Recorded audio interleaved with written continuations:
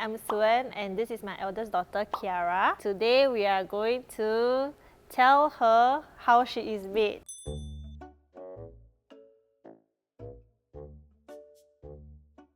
Hey! Why are you sleeping? So you want to know how babies are made? Okay, so usually some mummies and daddies will come together and then they fall in love and then they want to make a baby. But mommy had some medical conditions and so mommy couldn't have. Oh no, Kiara is sleeping. Today Kiara is a bit tired. Mommy will do the talking, okay? And mommy will tell you how you are made. So my husband and I, before we got married, we went for a full body checkup. I found out that I have an ovarian cyst, and the ovarian cyst was 7 cm, and so I needed to remove the ovarian cyst. At first, I thought it was a very easy process, just removing the ovarian cyst. However, during the surgery, the doctor did mention that my tubes were severely blocked and I have endometriosis.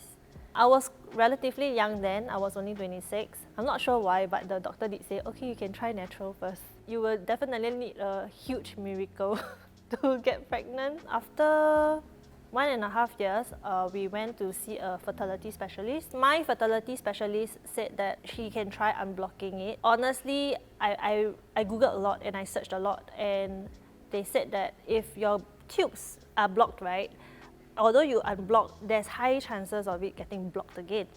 And I told myself I don't want to go through another surgery again, and so I made a conscious choice of telling my doctor, just remove my tubes. During the surgery, right, I was lying down, and then when the OT lights were there, I was thinking, okay, can I regret my choice? Can I say no? Then I was like, okay, I cannot already. After removing my fallopian tube, of course, I'm really infertile, right? I do ask myself as and when, am I whole? Am I still a woman and I can't get pregnant naturally? Am I a bad wife like that? So when we first started our IVF, I was only 28. They always say that IVF, when you're younger, you have higher chances. So I was quite like, okay lah, I think I can do this. During my first retrieval, I managed to retrieve 14 eggs. However, the fertilization rate was very low. It was only 7. So I was like, wow, out of 14, only 7 fertilized. And after that, when it's day 3, they said that some of them are not really growing. And on day 6, there were 2 embryos. So total, I only have 3 embryos, and they were not very good quality. And I was like, I thought I was only 28. This should be relatively easy, right? But it wasn't easy. I was taken aback. I was like, how can this be? My fertility specialist said that, okay, we should do embryo banking. So we did embryo banking, and however, the second time when we did the retrievals, it was only 13 eggs, 6 fertilized. Worse, it was like I only have 2 embryos. Day 5 don't even have 1. Day 6 I had 2, and it's also like below average quality. And then my embryologist then said, I don't know why you're so young, but your eggs are like women who are nearing 40s. I was like, wow, my whole life was like, oh my goodness, is there something wrong with me? After that, my doctor said that, okay, do you want to bank more embryos? Because we already banked 5, and 5, the chances of from 5 having 2 is not very high because there's no testing in Singapore then. I was quite broken then. I didn't want to do another retrieval because it is worse than going for exams, And every call, you're just like panicking, do I still have an embryo? Do I even still have an embryo? And I didn't want to go through that again. I already went through it twice. I said, no, okay, I don't want to bank embryos anymore. I will want to put one back into my body and try to get pregnant. We did that and we tried, but however, the first transfer failed. It was a chemical pregnancy. The second transfer also failed. By then I was like, okay, I'm 28, I'm quite young, nothing much else is wrong, right? But my doctor said that, let's find out whether you have any immunity issues. And I said, oh, okay, great. yeah, maybe we'll find out something. And true enough, we did find out something. I was born with this mutated gene, MTHFR. It's actually called antiphospholipid syndrome. My body just attacks things that even good or bad, it will just attack. It makes pregnancy harder. Even if I get pregnant, very high chance of getting miscarriages and even stillbirth. By then, I was like, oh no, another problem. I just didn't know what to think. So my doctor sent me to a rheumatologist, and the rheumatologist said I had higher natural killer cells also, and that will also harm the embryo, supposedly. And so we needed to do blood thinner injections every day, and also intralipids to lower the natural killer cells. And I thought by being on this protocol, my third transfer would have succeeded. However, it didn't succeed.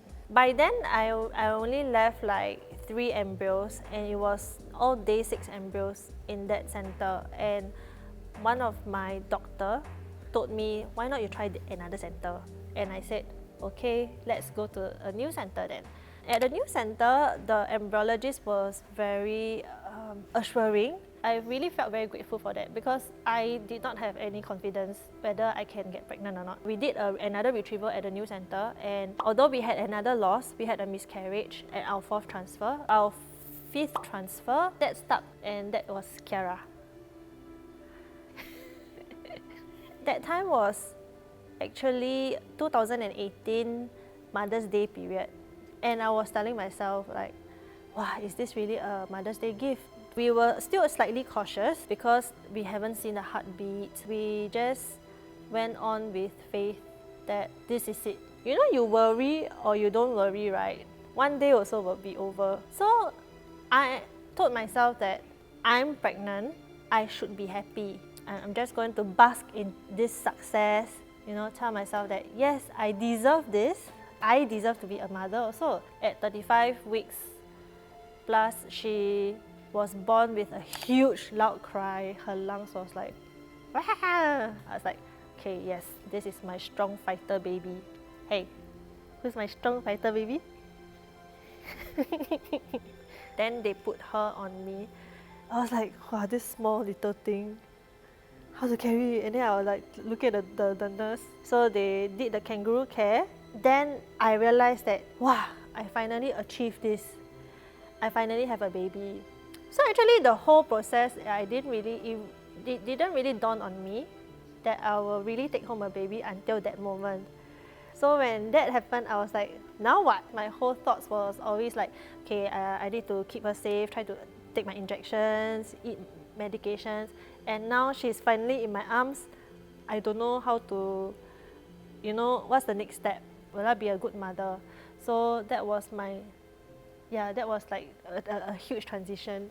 After Kiara was born, we have 3 more embryos. Of course, all along we always wanted more than one, but going through all the trauma of daily injections, to actually think of going through that again, it really makes me like have second thoughts about it. But every time when we bring Kiara to the playground, right, then we will always see her standing at the side looking at like small kids playing, and usually they are siblings.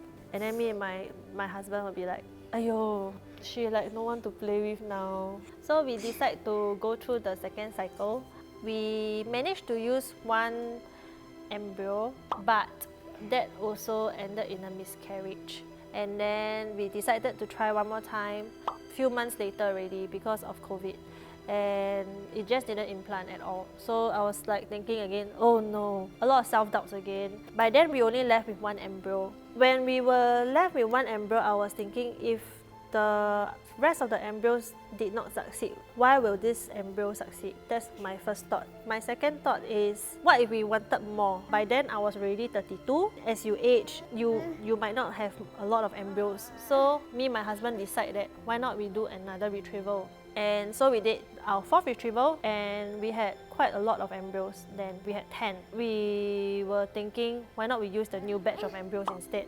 However, that ended in a miscarriage also. I mean, we didn't really have much choice. It's only increasing my medications, the blood thinners, and we decided to try again. So for the 4th round, I didn't choose the embryo. I let the embryologist choose. Surprisingly, he chose the embryo from the previous round, and that was the quality that was not very good. I mean, the other embryo siblings did not survive, so why will this survive, right? That's one. And I have other embryos that were better grades. The embryologist just said that it is Kiara's batch. Have more faith, one succeed already. So I said, oh, okay. So that is my second daughter. So actually, they are supposedly twins, born in different year because one was frozen.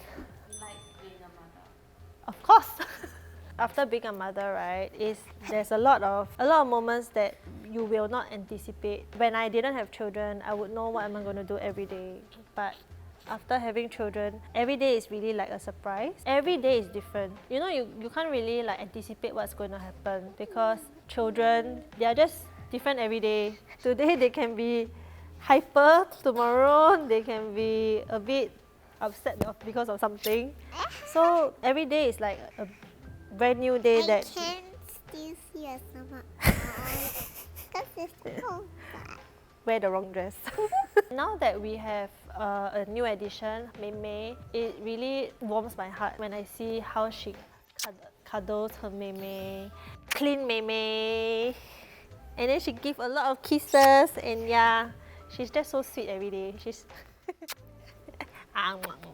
To all mothers who are going through fertility issues, don't give up, cling on to hope. I went through a few cycles. I went through 3 retrievals, and on my 5th transfer, then I succeeded. It might take you more tries, it might take you lesser tries, but I just think that, you know, you should vision yourself having children if you really want. And even if you don't succeed, try again. Try and try again.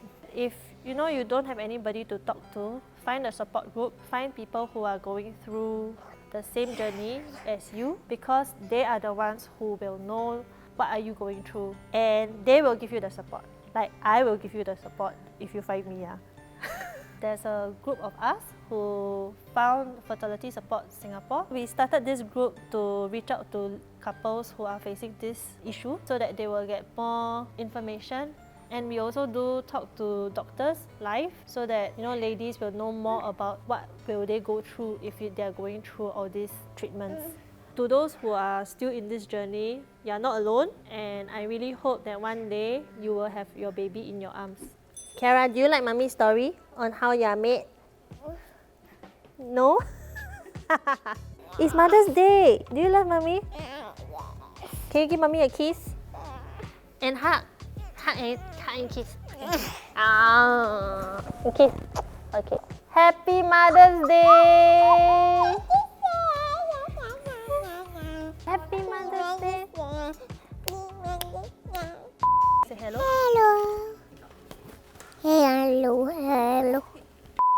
Stop. Now, shh. Okay, cannot say, okay, later. Look at Jie. See, got 3 beautiful Jie and 2 handsome uncle. Not uncle, Koko, sorry, Koko. sorry.